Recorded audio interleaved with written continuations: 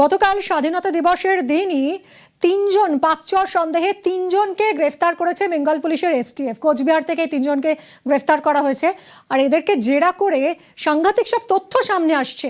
এই যে ভারতের সিম কার্ড এরা জোগাড় করতো, তারপরে সিম কার্ড কাজে লাগিয়ে কিভাবে বিভিন্ন জঙ্গি কার্যকলাপ করতো, এই সমস্ত কিছু জেরায় অনেক তথ্যই এরকম উঠে এসেছে।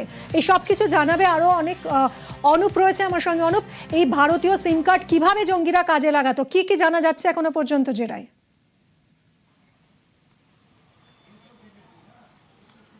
গতকালই বেঙ্গল স্টেটের পক্ষ থেকে তিনজন আইএসআই চর তাদেরকে কিন্তু ইতিমধ্যে গ্রেপ্তার করা হচ্ছে। গ্রেপ্তারের পরবর্তী ক্ষেত্রে বেঙ্গল স্টেটের পক্ষ থেকে দফায় দফায় জিজ্ঞাসাবাদ করা হচ্ছে এবং জানতে পারছে যে যে সমস্ত তিনজনকে গ্রেপ্তার করে তাদের মারফত জানতে পারছে তাদের এবং অন্যদের পরিচয় গোপন করে তারা কিন্তু ভারতীয় সিম কার্ড তুলতো এবং সেই সিম কার্ড কিন্তু আইএসআই যারা এজেন্ট রয়েছে তাদের কাছে পরবর্তী ক্ষেত্রে পাঠিয়ে দেওয়া হতো এবং শুধুমাত্র এই না, এই সিম তাদের মোবাইল ফোন অ্যাক্টিভ করা হতো এবং পরবর্তী ক্ষেত্রে আরও তথ্য পাচ্ছে এই মোবাইল ফোন কিন্তু বিভিন্নভাবে এজেন্টের মাধ্যমে তাদের কাছে কিন্তু এসে পৌঁছেছিল এবং সেই মোবাইল ফোনের মাধ্যমেই কিন্তু এই অ্যাক্টিভ করা হতো ভারতীয় সিম কার্ড। পরবর্তী ক্ষেত্রে এই সিম কার্ড কিন্তু একাধিক হ্যান্ডলারদের মাধ্যমে বিভিন্নভাবে বাইরে পাকিস্তান থেকে শুরু করে বিভিন্ন জায়গা পাঠিয়ে দেওয়া হতো এবং সেখান থেকে কিন্তু ভারতীয় যে সেনা তাদেরকে ওই ভারতীয় মোবাইলের ফোন নাম্বার ধরেই ফোন করে তাদের টার্গেট করা হতো। দফায় দফায় তাদেরকে জিজ্ঞাসাবাদ করা হচ্ছে। জিজ্ঞাসাবাদ এই তিনজন তাদের বেশ কিছু তথ্য পেয়েছে এবং তাদের মাধ্যমে কেউ দেখা যাচ্ছে তাদের কাছে বিপুল পরিমাণ টাকা, কিন্তু লক্ষাধিক টাকার লেনদেন হয়েছিল।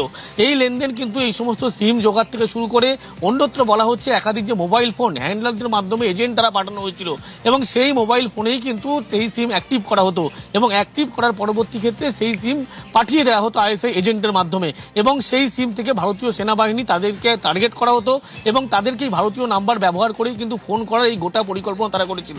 কিন্তু গতকালই দেখা যায় বেঙ্গল স্টেটের পক্ষ থেকে এই তিনজনকে গ্রেপ্তার করা হচ্ছে, যাদেরকে জিজ্ঞাসাবাদ করে দফায় দফায় চাঞ্চল্যকর তথ্য বেঙ্গল স্টেটের পক্ষ থেকে পাচ্ছে এবং এখনো পর্যন্ত বেশ কয়েকজনকে মোবাইলের যে নাম্বার বিভিন্নভাবে যে জোগাড় করা হয়েছিল এবং তাদের নাম পরিচয় থেকে শুরু অন্যদের নাম পরিচয় গোপন করা হয়েছিল এবং তার পরবর্তী ক্ষেত্রে এই সিম কার্ড কিন্তু তোলা হয়েছিল, যে সিম কার্ড বিভিন্ন এজেন্ট আইএসআই এজেন্টের কাছে কিন্তু পৌঁছে দেওয়ার এই গোটা বন্দোবস্ত করেছিল এবং সেনা জওয়ান তাদেরকে টার্গেট করেছিল এবং কোথাও কিভাবে টার্গেট করা হয়েছিল গোটা যাবতীয় বিষয় ইতিমধ্যে বেঙ্গল স্টেটের পক্ষ থেকে দফায় দফায় এই তিনজন যারা কোচবিহার থেকে আইএসআই এজেন্ট যারা গ্রেপ্তার হয়েছে তাদেরকে জিজ্ঞাসাবাদ করা হচ্ছে এবং এসটিএফ যে দপ্তর সেই দপ্তরে কিন্তু জিজ্ঞাসাবাদ করে এই চাঞ্চল্যকর তথ্য ইতিমধ্যেই তারা পাচ্ছেন।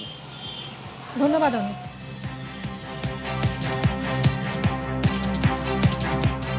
আজকে 15 বছর ধরে যে সরকার জঙ্গিদেরকে আশকারা দিয়েছে, বারবার টেররিজম করেছে অন্য রাজ্যে গিয়ে, গুজরাট, মহারাষ্ট্রে, এবং তারা বলেছে আমরা তো বেঙ্গল দিয়ে এসেছি। সুতরাং সেই একই পুলিশ যারা আজকে 24 ঘন্টাও যায় না তারা খুনি, রেপিস্ট, টেররিস্টদের ধরে নিচ্ছে, আজকে সেই সময় সেই একই পুলিশকে কাজ করতে দেওয়া হয়নি। এই বর্ডার এলাকা থেকে যে পাওয়া যাচ্ছে, এরা বুঝতে পারছে যে এই সরকার তাদের কোনো আশ্রয় দেবে না, তাদের কমপ্লিটলি এগেনস্টে। সুতরাং তারা তো আর রাতারাতি ভালো মানুষ হয়ে যাবে না। স্পেশালি বর্ডার ডিস্ট্রিক্টে যেখান থেকে ঢুকে বসে আছে অলরেডি। এখন তো বর্ডার এরিয়ায় আগে মমতা ব্যানার্জি সরকার জমি অবধি দেয়নি, ফেন্সিং করতেই দেয়নি যাতে এই লোকগুলো ঢুকতে পারে, টেররিস্টগুলো ঢুকতে পারে। এখন তো ঢুকতে পারবে না, যারা ঢুকে রয়েছে অলরেডি তারা এই স্লিপার সেলগুলো তৈরি করছে এবং ডিস্টেবিলাইজ করার চেষ্টা করছে।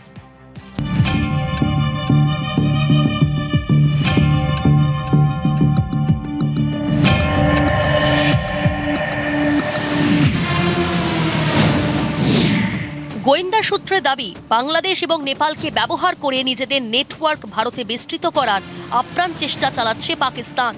এর জন্য তারা ভারতেই গুপ্তচর তৈরির চক্রান্ত চালাচ্ছে। পাকিস্তানের এই মডিউল ভেস্তে দিচ্ছেন গোয়েন্দারা। শুক্রবার কোচবিহার থেকে আইএসআই এজেন্ট সন্দেহে বেঙ্গল এসটিএফ এর জালে তিনজন: রশিদুল হক, মোহাম্মদ শফিকুল ইসলাম, নুন নাসিরউদ্দিন আলী।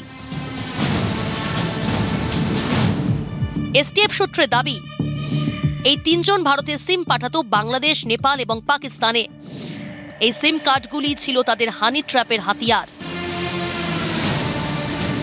ভারতের সিম কার্ড অ্যাক্টিভ করা হতো পাকিস্তান, বাংলাদেশে।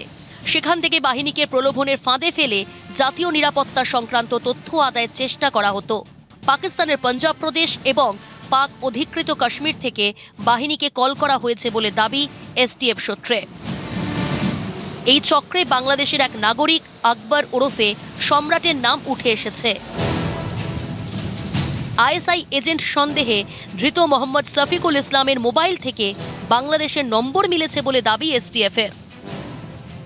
কলকাতা পুলিশের তরফ থেকে এই নাম্বারগুলিকে ট্র্যাক করা হয় এবং নাম্বার ট্র্যাক করে দেখা যায় যে এই 3 অভিযুক্ত বেআইনিভাবে সিম কার্ড তুলে তা পাকিস্তানি এজেন্টদের হাতে তুলে দিত, হ্যান্ডলারদের হাতে তুলে দিত, এবং সেই হ্যান্ডলাররা এই সিম কার্ড মারফতই গোটা ভারতে বিভিন্ন জায়গায় তাদের এই চরবৃত্তি দীর্ঘদিন ধরে তারা করে যাচ্ছিলেন।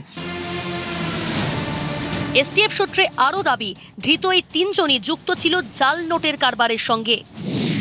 পাকিস্তানের বরাবরের এজেন্ডা ভারতের অর্থনীতিকে নষ্ট করতে ভারতে জাল নোট ছড়িয়ে দেওয়া।